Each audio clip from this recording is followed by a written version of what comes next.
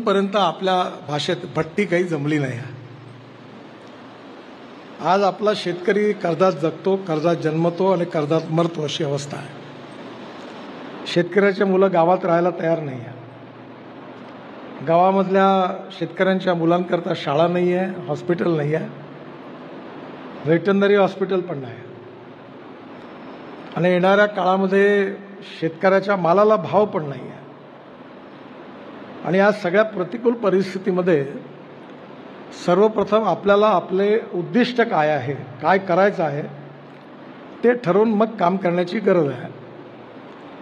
सर्व विषयाबद्दल मला माहिती नाही आहे, पण विदर्भापुरतं या आत्महत्या कशा थांबतील आणि इथली परिस्थिती कशी बदलेल याबद्दल काही विचार करून आणि मी जेवढ्या गोष्टी बोललो त्यात मनावर एक टेन्शन आहे की आपण जर एखादी गोष्ट करायला सांगितली आणि ती जर बिघडली तर लोक दोष देतील, चुकीचं होईल.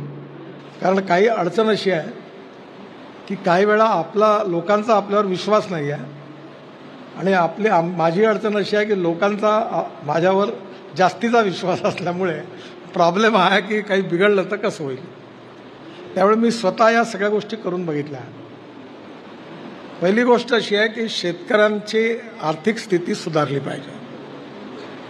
जोपर्यंत प्रॉफिट म्हणजे आपला उत्पादन खर्च आणि त्यातून मिळणारी मार्केटमधली किंमत या दोघांना मायनस करून जेव्हा प्रॉफिट मिळेल तेव्हा शेतकऱ्यांची प्रॉफिट मिळाल्यानंतर पर्चेसिंग पॉवर वाढेल, खर्च करण्याची शक्ती वाढेल.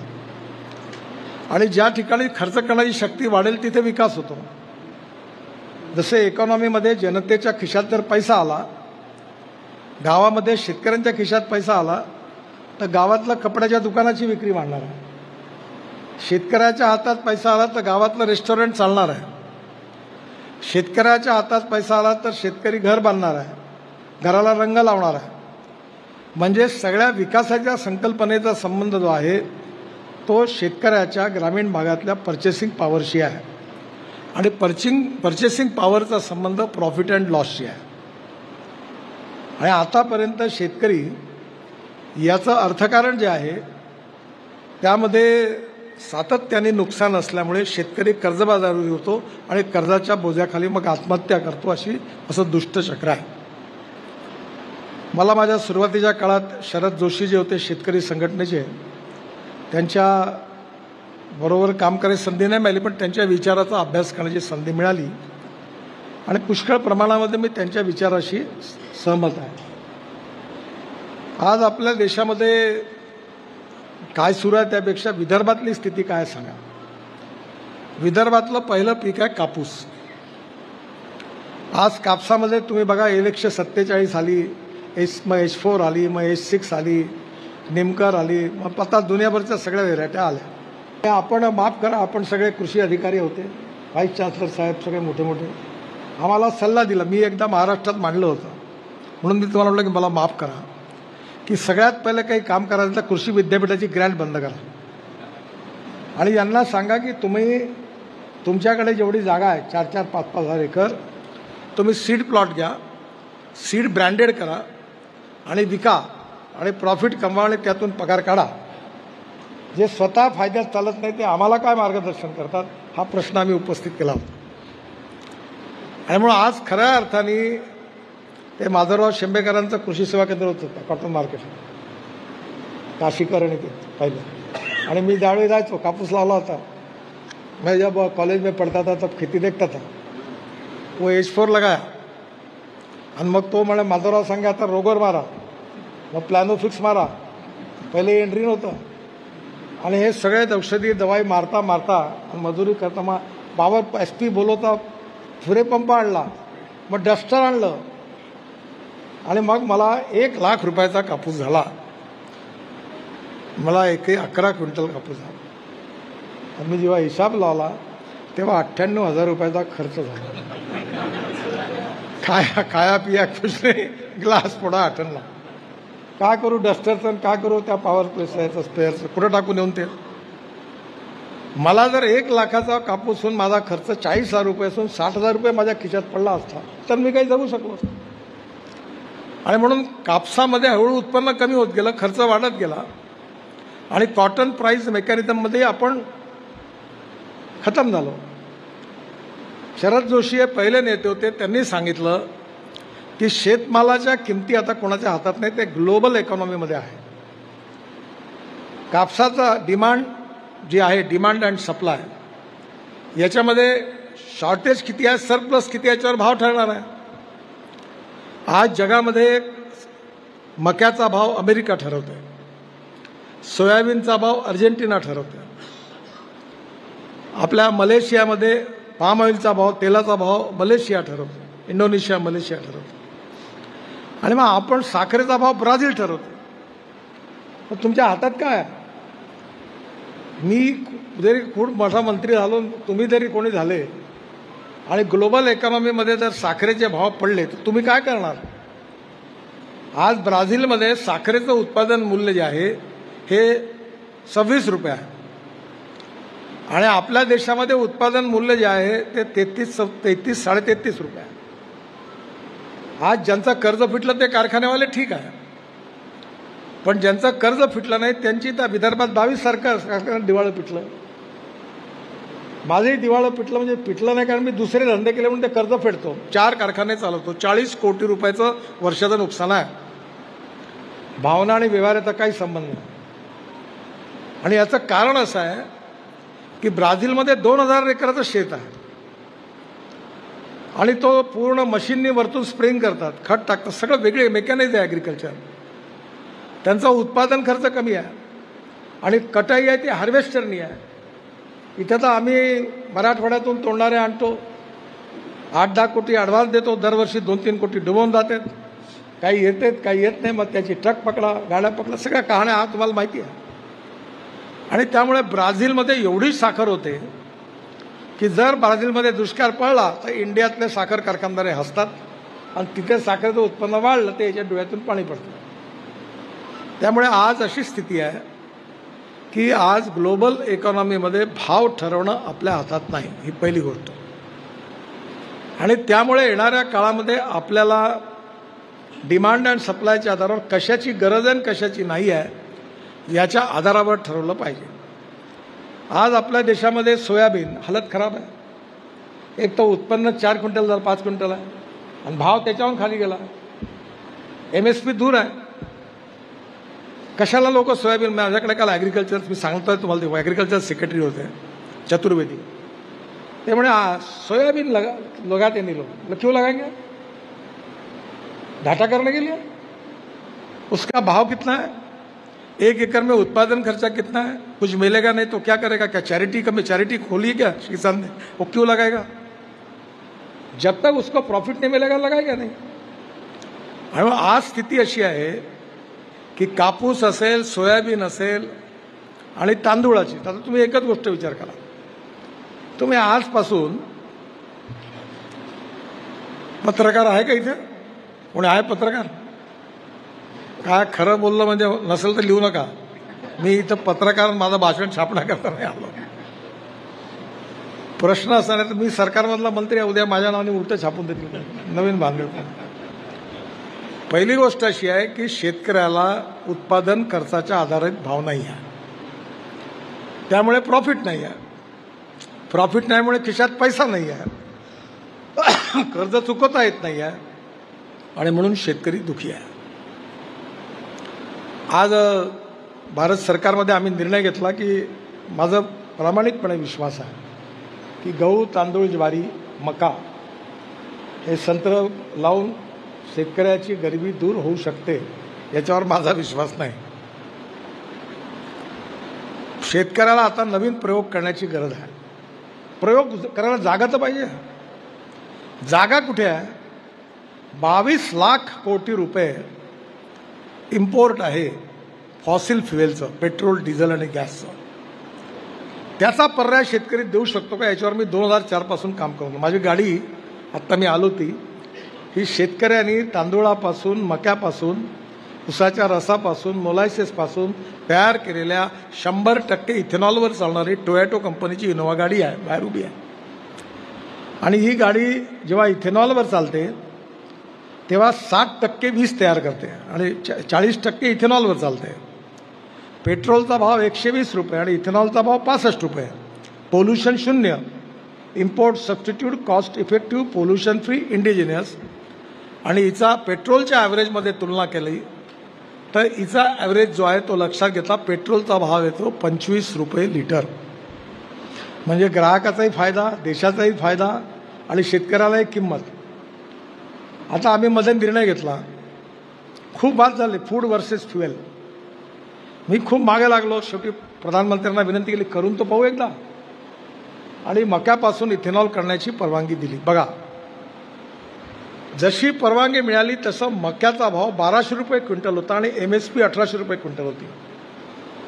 निर्णय झाल्याबरोबर मक्याचा भाव झाला 2800 रुपये क्विंटल. आणि UP, बिहार आणि सगळ्या देशात मक्याचं क्षेत्र 3 पटीने वाढलं, 3 पटीने. आणि मका एका एकरात 25 क्विंटल, 20 ते 25 क्विंटल मिनिमम होऊन झाला. आणि लोक 3-3 110 दिवसाचं पीक आहे, 3 पिकं मक्याचे घेऊन आल्या. आणि आज उत्तर प्रदेश, बिहार देशात सगळीकडे, आता भंडारा गोंदिया जिल्ह्यातही मका वाढला, तांदूळ संपला, बंद केला लोकांनी. कशामुळे झाला? 45,000 कोटी शेतकऱ्याच्या खिशात गेले. याचं कारण सरकारने निर्णय घेतला की मक्यापासून इथेनॉल तयार करायचं. म्हणजे सरकारी धोरणं जी आहेत ती जर योग्य प्रकारे आखल्या गेली तर निश्चित शेतकऱ्याचा फायदा होऊ शकतो. आणि म्हणून diversification of agriculture towards energy power sector. आणि यातून मी जी पलीकडे गोष्ट तुम्हाला सांगणार आहे की शेतकरी केवळ अन्नदाता. पंजाबराव देशमुख साहेबांनी खूप मोठं काम केलं आणि तुम्ही सगळेजण सांगता अन्नदाता, आहे अन्नदाता शेतकरी. पण सगळ्यांना अन्न देऊन शेतकरी जर मरणार असेल तर त्यांनी काय करायचं? नागपूर, मुंबई, पुणे, कलकत्ता, चेन्नई, बेंगलोर सगळ्या शहरी माणसाला, सरकारी नोकराला अन्न स्वस्तात मिळालं पाहिजे, शेतकऱ्याचं काम आहे. आणि त्यांनी अन्न तुम्हाला देऊन त्यांनी काय करायचे? आत्महत्या करायची. 25 वर्षापूर्वी तांदूळाचा भाव किती होता? 25 वर्षापूर्वी गव्हाचा भाव किती होता? 25 वर्षापूर्वी तेलाचा भाव किती होता? आणि 25 वर्षापूर्वी युरियाचा भाव किती होता? मिश्र खताचा भाव किती होता? इन्सेक्टिसाईडचा भाव किती होता? आणि आज किती आहे? तुम्हीच तुलना करा. तुम्ही सगळे रेट वाढले. म्हणजे ज्यावेळी पेट्रोलचा, डिझेलचा भाव 35 रुपये लिटर होता त्यावेळी तांदूळाचा भाव 18 ते 20 रुपये किलो होता. आणि आज पेट्रोलचा भाव 120 रुपये किलो आहे. सोन्याचा भाव कुठे गेला तो बघा.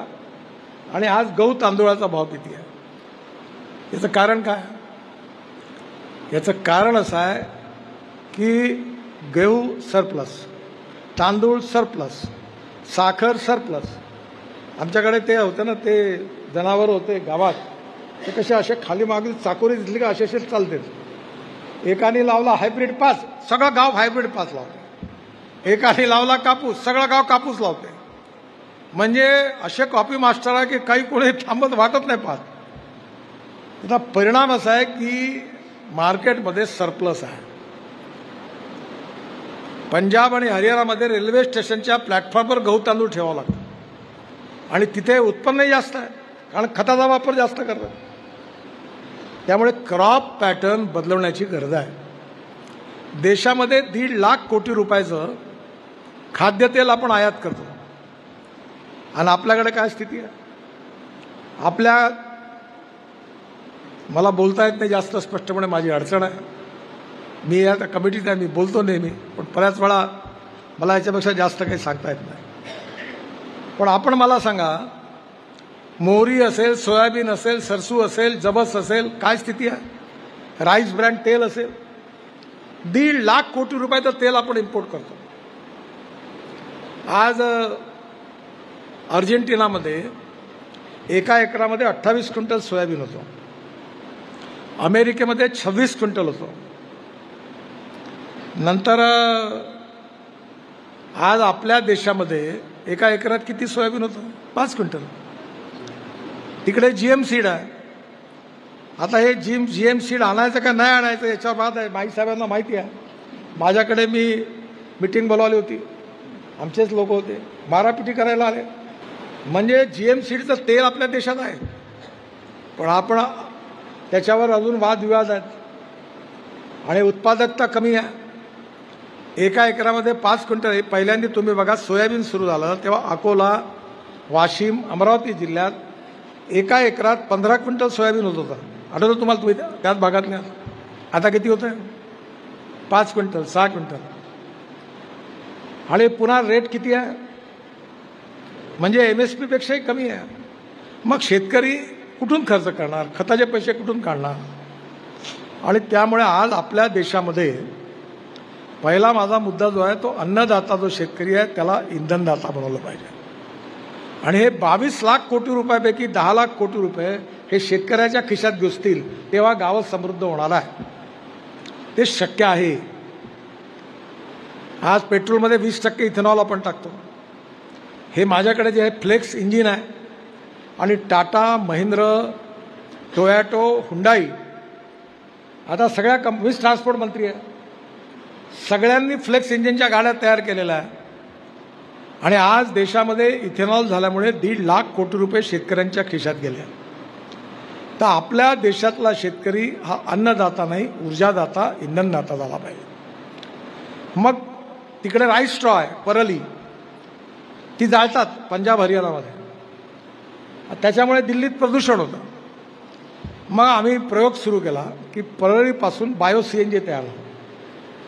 5 टन ऑफ परली हे 1 टन ऑफ बायो CNG देतं. आणि त्याच्यामुळे आता 400 प्रोजेक्ट सुरू झाले आहेत. काम त्यापैकी 90 सुरू झाले. आणि आपल्या नागपूर महानगरपालिकेत पुढच्या 2-3 महिन्यात उद्घाटन करणार आहे आम्ही. कचऱ्यापासून CNG तयार करणार 28 टन पर डे. आणि हे CNG स्वस्त आहे. यावर आपल्या गाड्या, आता बजाज कंपनी माहिती आहे तुम्हाला, बजाज स्कूटर मीच लॉन्च केली पुण्यात. बजाजची 2 व्हीलर मोटरसायकल लॉन्च केली CNGवर. तर राजीव बजाज आहेत, त्यांनी मला सांगितलं की पेट्रोलवर जेव्हा मोटरसायकल चालते तेव्हा 1 किलोमीटरचा खर्च 2 रुपये 40 पैसे आहे आणि CNGवर चालते तेव्हा 1 रुपया आहे. जेव्हा 100% इथेनॉलवर चालते तेव्हा 80 पैसे आहे आणि जेव्हा इलेक्ट्रिकवर चालते तेव्हा 20 पैसे आहे. मग कशाकरता हे 22 लाख कोटी रुपयाचं पेट्रोल डिझेल आणून फुकून प्रदूषण करून आपण कोणाचा फायदा करून राहिलो आहे? Import substitute, cost effective, pollution free आणि इंडिजिनियस टेक्नॉलॉजी आली. आणि आता येणाऱ्या काळात, काल परवा माझ्याकडे मीटिंग झाली, सगळे ट्रॅक्टर कंपनीचे मालक होते आणि मी त्यांना असा सल्ला दिला की तुम्ही आता इलेक्ट्रिकवर ट्रॅक्टर तयार करा, CNGवर तयार करा आणि CNG आणि इथेनॉल याच्यावर फ्लेक्स इंजिनवाला ट्रॅक्टर तयार करा. माझ्या आग्रहाखातर एक महिन्यापूर्वी पुण्यामध्ये मी किर्लोस्कर कंपनीचा जनरेटर सेट 100% इथेनॉलवर मी तो जनरेटर सेटचं लॉन्चिंग केलं. आणि दुसरा जो सेट होता तो 100% आयसोब्युटेनॉलवर होता. आयसोब्युटेनॉल म्हणजे जसं आपण पेट्रोलमध्ये इथेनॉल टाकतो तसं इथेनॉलच्या डिस्ट्रीमध्ये 2 अजून आपण जर हे लावले, 2 अजून हे उभ्या केल्या, ते डिस्ट्रीमध्ये एक्सपान्शन केलं तर आपण आयसोब्युटेनॉल तयार करतो. मग आयसोब्युटेनॉल हे डिझेलचं अल्टरनेटिव्ह आहे. आणि मग आता परीक्षण ARAI पुणे इथे सुरू आहे की 10% डिझेलमध्ये आयसोब्युटेनॉल टाकलं, इथेनॉलपासून तयार होणारं, तर त्याच्यापासून मी पलीकडे कार्यक्रम दिला की काय हे शक्य आहे का की डिझेलचा पर्याय म्हणून आयसोब्युटेनॉलवरचे इंजिन तयार होऊ शकतात का? होऊ शकतात. कारण किर्लोस्करनी डिझेल जनरेटरच्या ऐवजी आयसोब्युटेनॉलवर तयार केला. आता त्याच्यावर काम सुरू झालं. आणि आता सोनालिका आणि ट्रॅक्टर कंपन्यांनी मला सांगितलं की आम्ही तुम्हाला फ्लेक्स इंजिनवर चालणारा ट्रॅक्टर लवकर लॉन्च करू.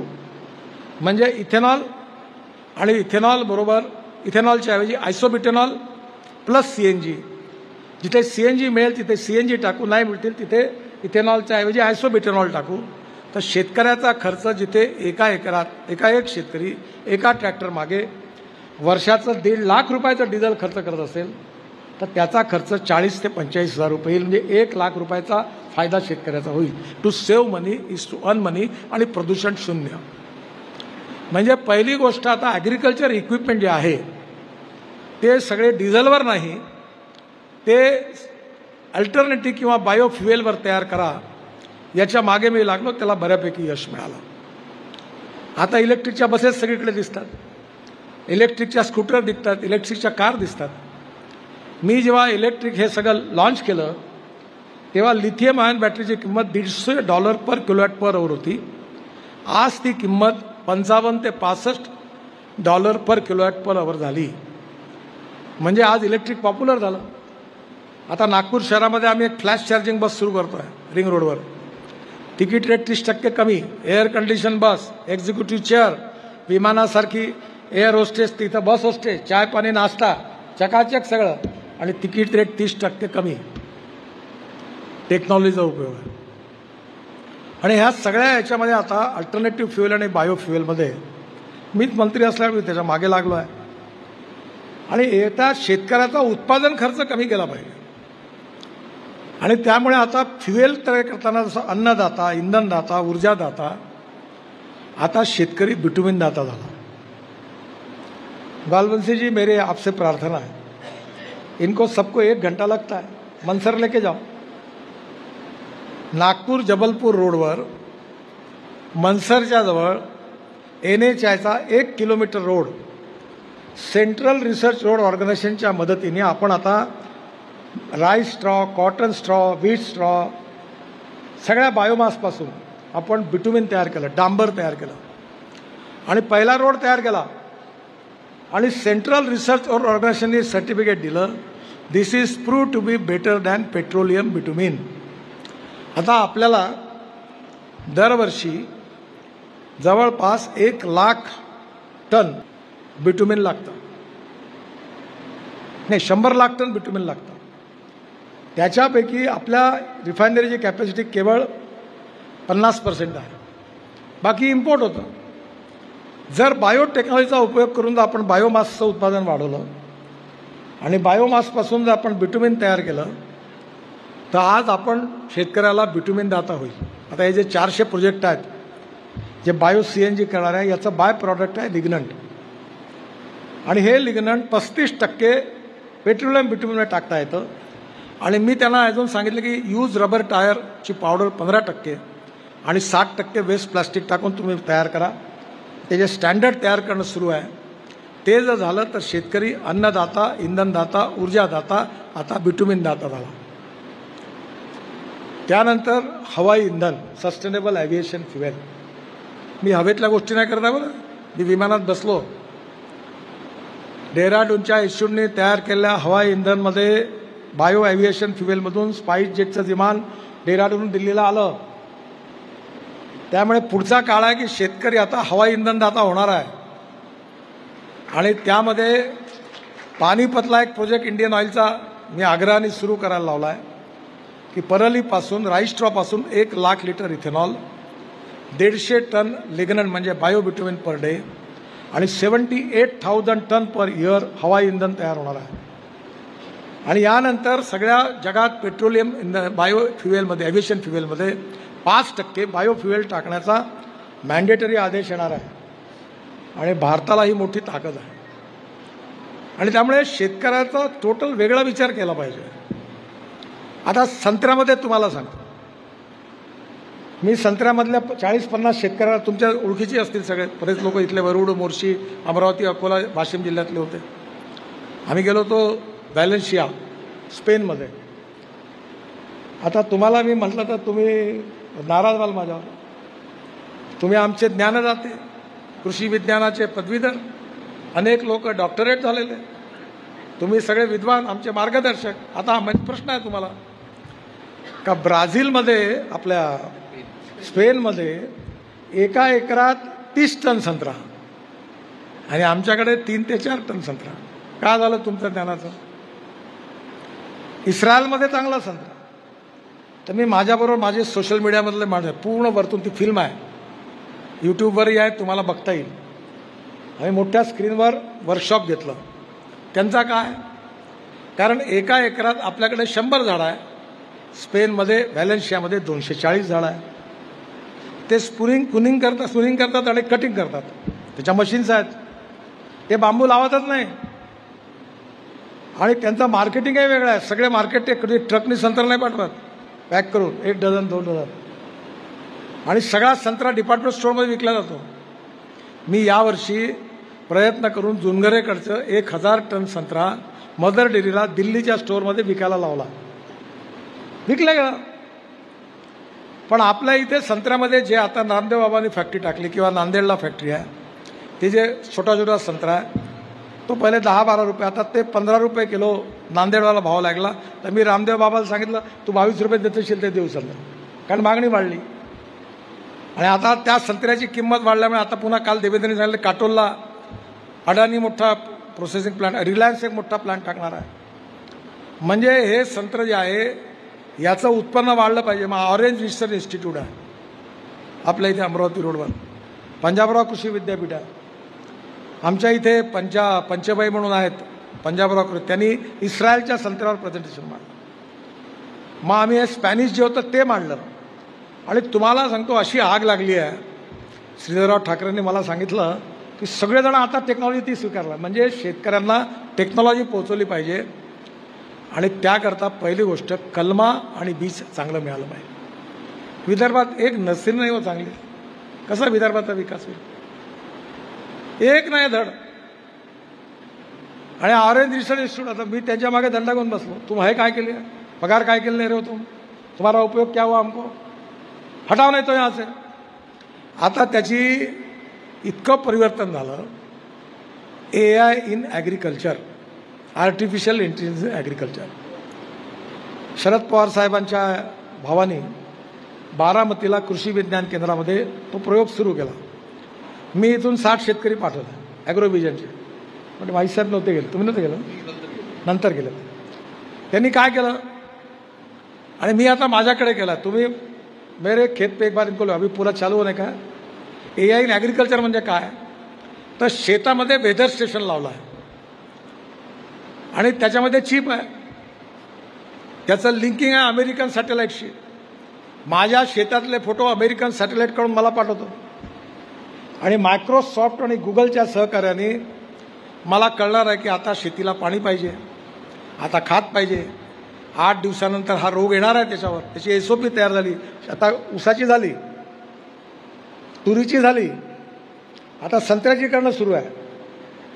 मी सगळ्या PKVच्या आणि सगळ्या अधिकाऱ्यांना मिटिंग करून ग्रुप तयार केला, माईसाहेब त्यांना लीड करतात आहेत. संत्र्याची SOP तयार केली तर काय होईल, मी माझ्याकडच्या बगीच्यामध्ये मला अमेरिकेतला सॅटेलाईट फोटो काढून मायक्रोसॉफ्ट गुगलकडनं माझ्या मोबाईलवर संदेश येईल की तुमच्या संत्र्याला आता पाणी पाहिजे, लगेच पाणी सुरू करा. तुमच्या संत्र्यामध्ये जरा पोटॅश कमी आहे, पोटॅशचा स्प्रे करा किंवा खत द्या. नायट्रोजन कमी आहे, युरिया द्या. आणि 8 दिवसानंतर चुरडा येणार आहे, हा रोग येणार आहे, ताबडतोब हे औषध मारा. म्हणजे आता टेक्नॉलॉजी बदलली. 15-20 हजार रुपये एकरी खर्च आहे आणि आपलं उत्पन्न खर्च 40% कमी होणार आणि उत्पादन 50% वाढणार. ड्रीप इरिगेशन आहे. आणि आज माझीच माहिती सांगू, मी माझ्याकडे तूर लावली 5 एकर. आता तुरीच्या 4-5 जाती आहे. मला 75 क्विंटल तूर झाली, 15 क्विंटल एकरी ऑर्गॅनिक. मी केमिकल फर्टिलायझर पेस्टिसाइड नाही वापरत. मग ती जी तूर झाली ते गावात माझ्याकडे धापेडाला दाल मिल आहे, त्यांच्या पवारसाहेबाच्या नातवाची आहे ती. त्याला मी तिथं डाळ काढली आणि डाळ काढल्यावर त्याला ब्रँडिंग केलं. भक्ती फार्म माझ्या शेताचं नाव आहे आणि खाली माझी पत्नी शेती बघते, कांचनगडकरी. आणि मी 50 किलोच्या बॅग तयार केल्या आणि सुपर बाजारमध्ये ठेवल्या 160 रुपये किलोनी. एवढी चविष्ट डाळ आहे, एवढं गोड आहे का माझी 12 ते 15 लाख रुपयाची डाळ 3 महिन्यात पूर्ण विकल्या गेली डायरेक्ट. आता मी ऑर्गॅनिक फ्रूट व्हेजिटेबलचे 3 दुकानं टाकतो आहे. एक आम्ही ऐकला राणा प्रतापनगर चौकात एक शेतकरी बाजार आहे, तो माझा भाजी त्याला मी टाकायला लावतो आहे. एक मनीष नगरमध्ये पूर्ती सुपर बाजारमध्ये आणि एक आमच्या लक्ष्मीनगरच्या बाजारात आणि एक आता वर्धा रोडवर रेडिसनच्या बाजूला आम्ही ॲग्रोव्हिजनतर्फे तिथे टाकतो आहे की शेतकऱ्यांनी आणायचं डायरेक्ट माल. मी पहिलेच तुम्हाला सांगतो हे काही मी माझ्या कमाईकरता करत नाही. नाही तर आजकाल तुम्हाला वाटेल माझी कमाई भरपूर आहे. माझ्या डोक्याची किंमत 200 कोटी रुपये महिन्याचा माणूस आहे मी. मला पैशाची काही कमी नाही. मला कळते कुठून पैसे कमवता येतात इमानदारीने. मी भडवेगिरी नाही करत. फ्रॉड नाही करत. मला डोक्यात मी माझ्या मुलाला आयडिया देतो. आता त्यांनी 800 कंटेनर ॲपल आणले इराणमधून आणि 1000 कंटेनर केळं पाठवले इथं, कारण इराणशी पैशाचा व्यवहार नाही होत. मी माझा एक्सपोर्ट इम्पोर्टमध्ये मुलगा काम करतो. माझ्याकडे माझा साखर कारखाना आहे, डिस्टिलरी आहे, नंतर पॉवर प्लांट आहे. मी माझ्या पैशाकरता हे शेतीत प्रयोग नाही करून आलो. मी प्रयोग शेतकऱ्यांनी करावे त्यांना दाखवण्याकरता. माझ्याकडे इलेक्ट्रिक ट्रॅक्टर आहे, तो 1.5 तास चालतो, जे आत्ता गॉलबन्सने सांगितलं. तर मी काय केलं का ट्रॅक्टर चार्ज केल्यावर पहाटे 4 वाजता 1.5 तास चालवतो, मग पुन्हा चार्ज करतो, मग पुन्हा 1.5 तास चालवतो. आता माझ्याकडे सोलर आहे धापेवाड्यात माझ्या शेतात. माझा ट्रॅक्टरवर नांगरटीचा खर्च 0. माझ्याकडे द्रोण आहे. जर मी युरिया मिश्र खत हाताने फेकलं तर 75% वाया जातं.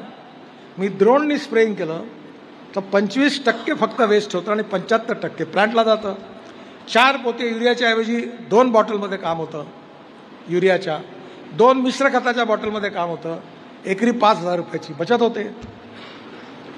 त्यामुळे टेक्नॉलॉजीचा उपयोग केला पाहिजे. माझ्याकडे इलेक्ट्रॉनिक बैलजोडी आहे, ते खुपरणं गिपणचं काम ती बैलजोडी करते इलेक्ट्रॉनिक, आणि म्हणून टेक्नॉलॉजीचा उपयोग हळूहळू केला पाहिजे.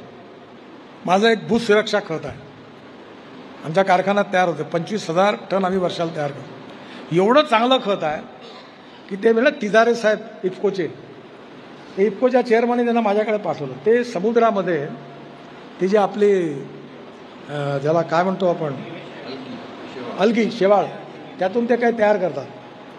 तर मी त्यांना दाखवलं, तर मी भूसुरक्षाचा रिपोर्ट दाखवला. ते एकदम अचंबित झाले. त्यामुळे तुम्हाला काही गरजच नाही. आणि या खतामुळे दरवर्षी माझ्या शेतात एवढं उत्पन्न चांगलं झालं, 88 टन एकरी ऊस झाला मला सगळ्या. आता मी तुरीमध्ये AI मध्ये काय करणार आहे सांगतो, की माझी यावर्षी तूर कापणार. 1 वर्षी माझ्या पत्नीने प्रयोग केला, तूर कापली, पाणी देऊन दिलं, मग शेंगा निघाल्या जानेवारी फरवरीमध्ये मार्चमध्ये. तर मग त्या शेंगा सावनेरच्या बाजारात विकल्यात, 80,000 रुपये मिळाले. मग यावेळी AI वाल्यांनी काय केला, SOP तयार केली आहे की ते कापायची तूर आणि AIच्या मदतीने पुन्हा पाणी द्यायचं ड्रिपनी. तर त्यांनी हे सिद्ध केलं की 15 क्विंटल पहिल्या याच्यात आणि दुसऱ्या याच्यात म्हणजे एकरी 30 क्विंटल तूर होईल. 30 क्विंटल म्हणजे अशा शेतीमध्ये असे अनेक प्रयोग आहे. मला बोला आज वेळ कमी आहे. दुसरं दुधाचा प्रयोग झाला. पण मी तुम्हाला एक गोष्ट सांगतो, नाराज नका हो, या विदर्भातलं पाणी काही ठीक नाही आहे. इथल्या लोकांना या विषयात जास्त इंटरेस्ट नाही. DED BEd कॉलेज, शिक्षकाचा अर्धा पगार, तुम्ही अर्धा पगार, आम्ही याच्यात मोठे आनंद आहे लोकांना बिडर. याच्यात कोणी इंटरेस्ट घ्यायला तयार नाही. आता पहिली गोष्ट अशी आहे की आपल्याला जर शेतीमध्ये प्रगती करायची असेल तर पाण्याची आवश्यकता आहे. वॉटर कॉन्झर्वेशनमध्ये धावणाऱ्या पाण्याला चालायला लावा, चालणाऱ्या पाण्याला थांबायला लावा, थांबलेल्या पाण्याला जमिनीला प्यायला लावा. गावातलं पाणी गावात, शेतातलं पाणी शेतात, घरातलं पाणी घरात. आता 25 वर्ष आमचा NGO काम करतो आहे. मी पंजाबराव कृषी विद्यापीठ अकोल्याला 36 तलाव फुकट बांधून दिले. त्यांचं 500 एकराचं सिंचन आता 3600 एकरावर पोचलं. आणि तिथून त्यांच्या शेतातून पलीकडे मूर्तिजापूर तालुक्यामध्ये जे खानपान पट्टा आहे तिथं गोड पाणी आलं. तिथं लिंबू वगैरे लावायला लागले लोक. या तलावाच्या पाण्यामुळे फरक पडला. जसं तुम्ही सरकारी नोकरी करता, दर महिन्याला पैसे जमा करता, रिटायर्ड झाल्यावर PFचे पैसे कोण बँकेत डिपॉझिट करता आणि व्याजावर जगता, तसंच पाण्याचं आहे. आणि या पाण्याच्या याच्यात माझ्याकडे 3 विहिरी आहे आणि सोलर पंप आहे 7.5 वाजता. भारत सरकारची योजना आहे, 37,000 रुपयात मिळाला. 8 तास 10 तास पंप ड्रीप इरिगेशन चालू आहे. विजेचा खर्च नाही आहे. नाही तर का भरोसा सरकारमध्ये. मी डेअरी टाकली होती, गाय गरम झाली तर डॉक्टर गायब. डॉक्टर गावात असेल तर गाय गरम होत नव्हती. पुरा 12 वाजला, बँड वाजला, पुरे जनावरं बांधोटे झाले, डेअरी विकली, संपलं.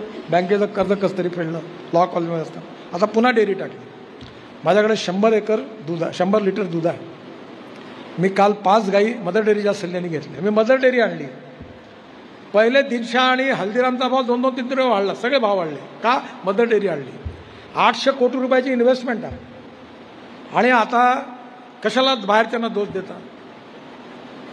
म्हणजे अहमदनगर जिल्ह्यात 70,000 लिटर दूध रोज होते, कोल्हापूरमध्ये 80,000, आता हे 80 लाख, हजार नाही, म्हणजे कोल्हापूर, सांगली, सातारा या ठिकाणी 50-50 लाख, 40-40 लाख लिटर दूध रोज होत आहे, 60 लाख लिटर. आणि अख्ख्या विदर्भात किती होते? एका जिल्ह्यात तेवढे होत नाही. मग आता मी तुम्हाला जर प्रश्न विचारला, तुम्ही नाराज नका हो, तुम्ही होते ना आमचे मार्गदर्शक कृषी अधिकारी, आता तुम्ही पेन्शन घेताना आमचं काऊन नाही पनपलं? सांगा ना उत्तर तुम्ही. तुम्हाला आमच्या जनतेने पैसा दिला, नोकऱ्या दिल्या, तुमचा आम्हाला उपयोग काय? कृषी विद्यापीठाचा उपयोग काय? एवढ्या डॉक्टरेट तुम्ही घेतल्या, आम्हाला उपयोग काय? आमच्या जीवनात कुठं दिवा लागला? आता त्यात मदर डेअरी आली, तर आपण 5 लाख लिटर दूध होणार. 32,000 शेतकरी आता मदर डेअरीत आले. आणि इथून मोठे बुटीबोरीत प्लांट उभा होऊन माझ्या डोक्यात आहे 50 लाख लिटर रोज दूध येईल. हे नागपूरची दूध मी स्कीम बंद पाडली, दिवाळं पाडलं, तिथं आता आपण चालू केलं काम. दही, ताक, आणि आता हळूहळू सगळे प्रॉडक्ट तयार होऊन आले. आणि आता पशुखाद्य तयार करून आलो. आणि आपण जी महानंदाची जागा होती तिथे धाराची फॅक्टरी सुरू केली तेलाची, की विदर्भातल्या शेतकऱ्याच्या तेलाला भाव मिळाला पाहिजे. पण आता आपल्याला गाई पाहिजे, टेक्नॉलॉजी, याच्यात मला तुमची मदत पाहिजे. आपल्या देशात 3 सेंटर आहेत. एक व्हेटरनरी युनिव्हर्सिटीत आहे तेलंगणच्या पायथ्याला, तुम्ही सगळे व्हिजिट करायला जा, नितीन पाटलांना मी सांगतो तुम्ही जा तिथं. दुसरं सेंटर पवार साहेबांचं बारामतीला आहे. आणि तिसरं सांगलीला चितळेचं आहे. म्हणजे जसं हे टेस्ट ट्यूब बेबी आहे ना, तसं टेस्ट ट्यूब गोरी 100% गोरीच होईल. आता बेटी बचाव अभियानची इथं गोरीत गरज नाही, टेक्नॉलॉजी आली. 1952 मध्ये गीर जातीची जी गाय गेली होती ब्राझीलला, तिथे तिच्या 60 लिटर दुधाच्या गाईचा जो सांड होता त्याचं सिमेंट आणून आपल्या इथल्या 2 लिटरच्या गाईला दिलं, तर आपल्याकडे 12 लिटरची गोरी होते. आणि 3 वेतात जर्सी आणि ह्युस्टनला दिलं तर ते कन्वर्ट देशीमध्ये होतं. आता हे 3 प्रकल्प आहे, तिघांचे उद्घाटन मीच केलं. पण आता इंग्लिशमध्ये एक म्हण आहे की you can take horses up to the water, you cannot make them mandatory to drink the water. आता इथे आपल्या गायी आहेत, ते माझा मुलगाच अध्यक्ष आहे गोरक्षणचा इथला, त्याला म्हणलं अरे तुझ्याकडे 400-500 गायी आहे, हे एम्ब्रिओ ट्रान्सफर कर आणि दरवर्षी 100-12-15 लिटरच्या गायी तयार कर, देशी गायी. आज विदर्भात पोल्ट्री फार्म आहे, गोट फार्म आहे, तर काऊ फार्म नाही करत तयार. आता 50,000 गायी शेतकऱ्यांना द्यायच्या आहे, महाराष्ट्र सरकारची योजना आहे. आणि गायी आणायच्या कुठून? गुजरातमधून, हरियाणातून, राजस्थानातून. काय करते तेवढे व्हेटरनरी डॉक्टर आपल्याकडे, आपण गायी पण नाही तयार करू शकत का? शेतकऱ्याला या बाबतीत मार्गदर्शन तुमच्यासारख्या लोक करू शकतात. त्यांना हे नॉलेज, टेक्नॉलॉजी समजवली. आणि विदर्भात एक शेतकरी, एक गाय, एक निंबाचं झाड, एवढं झालं तरी कोणी आत्महत्या नाही करत. म्हणजे दुधाच्या क्षेत्रात आता फिशिंग, खरं म्हणजे तुम्ही पुढच्या वेळी एक काम करा की प्रत्येक विदर्भाच्या विकासाच्या 5 क्षेत्रावर तुमच्या प्रत्येक मिटिंगमध्ये आमच्याकडल्या एका एक्सपर्टला, माई साहेबांना सांगा. आता हे फिशिंग आहे, ह्या गडची आपल्याकडे 6,000 मालगुजारी तलाव आहे, पण उत्पादन फारच कमी आहे. आणि आपले जे झिंगे आहे ते 800 रुपये किलो आहे, दुबईला 6,000 रुपये किलो, आणि ऑस्ट्रेलियात 800 रुपये किलो आहे, 8,000 रुपये किलो. मी जे सांगतो ते माझ्या स्वतः मुलांनी 300 कंटेनर फिश गोव्यातून घेऊन सर्बियात सप्लाय केला. मी त्याला म्हणतो मिल्क पावडर, माझ्या मुलांनी फॅक्टरी टाकली ऑस्ट्रेलियात, तिथे milk powder 150 container milk powder तो अबुधाबी आणि या देशात आणतो, सगळ्या गल्फमध्ये. मी म्हणतो भारतातून का घेत नाही? तो म्हणजे न्यूझीलंड आणि ऑस्ट्रेलिया स्वस्त आहे, 31% तिथे स्टेक आहे. आज आपल्या देशामध्ये त्या चितळ्यांनी मिल्क पावडर आणि याचा खवा टाकून ते मिक्सर बनवलं गुलाबजामचं. तर नागपुरात 5-5 ट्रक, 10-10 ट्रक रोज येतात. सगळ्या देशात चालू आहे गुलाबजाम मिक्स. आपल्या सगळ्या लग्नात ते वापरतो आपण. आपल्या दुधाचं का नाही होत?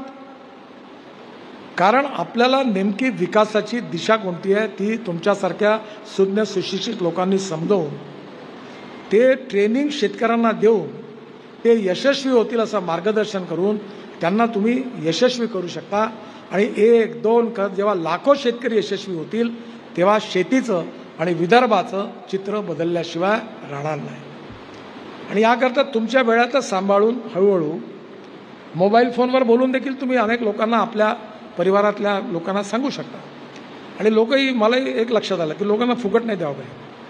आम्ही आता ऑरेंजचं वर्कशॉप घेतलं, 250 रुपये तिकीट ठेवलं, 650 शेतकरी आले आणि त्या शेतकऱ्यांनी 4.5 तास पिन ड्रॉप सायलेंट, काही टाचणी पडली तरी आवाज दिला, असा शांत डायऱ्या घेऊन लोकांनी लिहिलं आणि सगळे कामाला लागले. आपल्याला उत्पादन वाढवायचं आहे, पूरक उद्योग डेव्हलप करायचे आहे. आणि आता याच्यानंतर कोळसा जो आहे त्याच्याऐवजी बांबू लावायचा आहे. आणि बांबूचे तुकडे, त्याची कॅलरिक व्हॅल्यू 4000 आणि कोळशाचे बांबू लाखो टन लागणार आहे. म्हणजे माझ्याचकडे, मला आता, मी जर तुम्ही बांबू लावला तुकडे केले तर 4 रुपये टनानी मी स्वतः रोजचे 600 ट्रक म्हणजे 6000 टन विकत घ्यायला तयार आहे. अनेक युवकांना काम मिळेल. CNGवरचा ट्रॅक्टर चालेल. 17% लँड वेस्ट लँड आहे, तिथे काहीच होत नाही. WCL, मॅग्नेशियम ऑफ इंडिया आणि शेतकऱ्याच्या तरुण मुलाच्या हाताला काम मिळेल. भविष्याचा वेध घेत असताना आपल्या भागामधल्या लोकांकरता कोणती टेक्नॉलॉजी उपयोगाची आहे तिचं मार्गदर्शन तुम्ही करू शकता. Innovation, entrepreneurship, science, technology, research, skill and successful practices, name it as knowledge and conversion of knowledge into wealth is the future. आणि म्हणून तुम्ही या सगळ्या याच्यात, वेळ मला कमी असल्यामुळे अजून बरेच छोट्या छोट्या गोष्टी आहेत. मी साड्याही बनवायला लागला होता दातवाड्याला कोस्याच्या, आणि 12,000 रुपयाची साडी आहे. आणि आज 3 महिने झाले दाखवायला पण नाही आहे, वेटिंग लिस्ट आहे. हातमाग संपला इथला. कारण आपल्या कितीकडे कसं आहे की आपल्याकडे लोकही वेगळे आहेत. जात पात पंथ धर्म आमचा जातवाला, कोणी जातवाल्या नेत्यांनी कोण्या जातीचं भलं नाही केलं, माफ करा मला. आणि जेव्हा तो जातवाला नेता बनते तो म्हणजे माझ्या बायकोला तिकीट द्या, माझ्या मुलाला द्या, माझ्या साड्याला द्या, माझ्या भाटव्याला द्या, नाही दिलं तर माझ्या ड्रायव्हरला द्या. याच्या पलीकडे कोणी कुठं जात नाही. मी स्पष्ट बोल, मी सांगितलं निवडणुकीत, जो करेगा जात की बात उसको कस के मारूंगा लाज. माझ्याकडे पेरियर, मेरा पूरा नागपुर मेरा है, वो मेरा परिवार है, मैं नागपुर का हूँ, जनता मेरी है, मैं उनकी है. जात पात की बात मला नका सांगू. त्याच्यावर भांडणं सुरू आहे. आम्हाला नेत्याला बरोबर कळते का कसं तुम्हाला भांडण करायला लावलं तर आमचा फायदा कसा होते हे आम्हाला माहिती आहे. त्यामुळे backwardness becoming a political interest. नोकऱ्याच नाही आहे, पण भांडणं चालू आहे, भांडणं चालू आहे, नोकऱ्याच नाही आहे. नोकऱ्या, इकॉनॉमी डेव्हलप होईल ते. आता 1 लाख लोकांना मिहानमध्ये नोकऱ्या लागल्या आणि पुढल्या काळात 5 वर्ष अजून 1 लाख लोकांना जेव्हा इथे उद्योग येतील तेव्हा येईल. संत्र्याला भाव मिळेल तेव्हा इथे पर्चेसिंग पॉवर वाढेल, तेव्हा उद्योग व्यापार वाढेल. त्यामुळे आपल्या विकासाची दृष्टी विदर्भाची काय आहे, विदर्भातल्या प्रत्येक जिल्ह्याची काय आहे, विदर्भातल्या प्रत्येक तालुक्याची काय आहे, तिथल्या प्रत्येक शेतकऱ्याचं काय आहे. भंडारा, गोंदिया, चंद्रपूर, गडचिरोली तांदूळ आहे, तिथे मालगुजारी तलाव आहे. बुलढाणा अकोल्यात नाही आहे, तिथे कापूस आहे, सोयाबीन आहे. अमरावती, वाशिम, यवतमाळ, अकोला, नागपूर, वर्धा संत्रा आहे, मोसंबी आहे, लिंबू आहे. त्यामुळे आता अकोटमध्ये केळं लागली आहे. त्यामुळे त्या ठिकाणी त्या ठिकाणच्या शेतकऱ्याला टेक्नॉलॉजीचं मार्गदर्शन करणं, उत्पादन खर्च कमी करायचा असेल त्याच्याबद्दलचं मार्गदर्शन करणं, उत्पादन कसं वाढवायचं त्याच्याबद्दलचं मार्गदर्शन करणं, आणि मग मिळालेल्या उत्पादनावर प्रोसेसिंग करून त्याला व्हॅल्यू ॲडिशन करून एक्सपोर्ट करून चांगलं मार्केट कसं मिळवायचं त्याचं मार्गदर्शन करणं, असं पूर्ण सिक्वेन्समध्ये एक विकासाचा रोडमॅप तुमच्यासारख्या अनुभवी, तज्ज्ञ, विषयाचं ज्ञान असणाऱ्या लोकांनी तयार करा. आणि सर्वोदय साहेबांनी खूप कार्यक्रम केले, सांगितलं. मी नेहमी सांगतो की पैशाचं ऑडिट नाही झालं तरी चालेल, परफॉर्मन्सचं ऑडिट झालं पाहिजे. एखादी गंमत सांगितली, या म्हशीचं चारित्र्य फार चांगलं आहे. काय घ्यायचं चारित्र्य, दूध देते का नाही हे महत्वाचं आहे. तुम्ही जे काम कराल हा हेला मोठा चरित्रवान आहे. आता काय करायचं. त्यामुळे येणाऱ्या काळामध्ये उत्पादकता, value addition, use of technology, export market, domestic market, good packaging, branding, या सगळ्या बाबतीमध्ये शेतकऱ्यांना त्या त्या ठिकाणचे प्रश्न बघून फार्मर प्रोड्यूस कंपन्या काढून आपल्याला त्यांना योग्य मार्गदर्शन करणारे कर्णधार, जे मला गंगा भैयांनी सांगितलं की तुम्ही सगळे ॲग्रिकल्चरमधून रिटायर्ड झालेले आहात. मी काही कृषी पदवीधर नाही, इंजिनियर पण नाही, मला काही फार ज्ञान आहे अशी नाही. मला 13 डॉक्टरेट मिळाला, पण मी अजून डॉक्टर नाव लावत नाही, कारण मला पूर्णपणे माहीत आहे की मी एवढा विद्वान नाही आहे. पण प्रॅक्टिकल मी जे प्रॉब्लेम बघतो त्याचं सोल्युशन काय काढता येईल याचा व्यावहारिक स्तरावर विचार करून मी काही गोष्टी ठरवतो. आम्हाला ॲग्रोव्हिजनला आता 16 वर्ष झाली. माझी आपल्या सगळ्यांना विनंती आहे की आम्ही 40 वर्कशॉप घेतो. माई साहेबच आहेत प्रमुख, तुम्ही सगळे आमच्याबरोबर इन्व्हॉल्व व्हा. आम्हाला सगळे माणसं चालतात, जात पात पंथ धर्म पार्टी काही घेणं नाही. कॉज महत्त्वाची आहे. ज्याला शेतकऱ्याकरता काम करतो कोणी येऊ शकतो आणि त्याच्यात तुम्ही सहभागी व्हा. तुम्ही पण टेक्नॉलॉजी समजावून घ्या आणि तुमच्या गावात तुमच्या नातेवाईकात शेतकऱ्यांना बोलवा, त्यांना समजावून सांगा आणि त्यांचा भविष्य बदलवू शकणारं मार्गदर्शन तुम्ही जे काय ते चांगलं समजू शकाल, चांगलं सांगू शकाल. आणि तुम्ही आपण सगळ्यांनी मिळून जर प्रयत्न केले आणि हळूहळू परिवर्तन झालं तर काही दिवसानंतर सगळी परिस्थिती बदलल्याशिवाय राहणार नाही आणि ती बदलली पाहिजे. हे काम वर्षानुवर्ष पिढ्यानपिढ्या करावं लागणार आहे. आपण काही काम केलं आहे, तुम्ही तुमच्या आयुष्यात काहीच चांगलं केलं नाही असं मी नाही म्हणत, केलं आहे, पण ज्या लँडमार्कपर्यंत पोहोचवायचा आहे तो अजून बराच आपण मागे आहोत. त्यामुळे आपल्याला त्या दृष्टीने तुम्ही जरूर काम करा. विशेषतः आमच्या ॲग्रोव्हिजनमध्ये काम करा, तुम्ही इंडिपेंडंट काम करा, फार्मर प्रोड्यूस कंपन्या काढा, कापसात काम करा, संत्र्यात काम करा, दुधात काम करा, वेस्टलँडमध्ये त्याच्यात काम करा, तुम्हाला तांदूळात काम करा. खूप टेक्नॉलॉजी आहे, खूप बदलला आहे. माझ्याकडे एक नेहरू नावाचे खासदार आले होते तामिळनाडूचे, तामिळ आहे, ते तांदूळापासून प्रोटीन बनवतात. एवढे त्यांचे 600 कोटीचा उद्योग आहे. आता माझ्या मुलांनी 26 राईस मिल ITC बरोबर चालवायला घेतल्या. मला 5 लाख टन तांदूळाचं हे पाहिजे, काय म्हणतात, कणी हां. तर मी ITC बरोबर तो मिल चालवून तो कणी आम्ही खरेदी करतो. 5 लाख टन पाहिजे. आणि जेव्हा आपण प्रोसेसिंग इंडस्ट्री वाढतील तेव्हा भाव मिळेल. त्यामुळे येणाऱ्या काळामध्ये आपल्या सगळ्यांना या दृष्टीने प्रयत्न करायचा आहे. मलाही माझं घर आहे, परिवार आहे, मी काही साधू संन्यासी नाही आहे, मी राजकारणी आहे. पण मी एक गोष्ट ठरवली की विदर्भात 10,000 शेतकऱ्यांनी आत्महत्या केल्या, ही गोष्ट आपल्याकरता लांछन आहे. आणि जे काही आयुष्य मिळालं आता त्याच्यात आपलं घर परिवार सांभाळून एक दिवस असा आला पाहिजे की ज्या दिवशी विदर्भातल्या एकही शेतकऱ्यांनी आत्महत्या करणार नाही. तो दिवस येईल तर आपण प्रयत्न करत राहायचं. तुम्ही पण या प्रयत्नांमध्ये जुळा, तुम्ही स्वतंत्रतेने काम करा आणि आपण सगळे मिळून एक दिवस ही स्थिती बदलवू असा विश्वास व्यक्त करतो. आणि पुन्हा एकदा चॅप्टर वाईज एकदा डिस्कशन करूया आपण. मी आमचे एक्सपर्ट येतील आणि आपला अनुभव ते शेअर करतील, तुमच्यापासूनही काही शिकतील आणि आपण सगळे मिळून जे उद्दिष्ट आहे ते आपण नक्की पूर्ण करू. खूप खूप धन्यवाद. नमस्कार.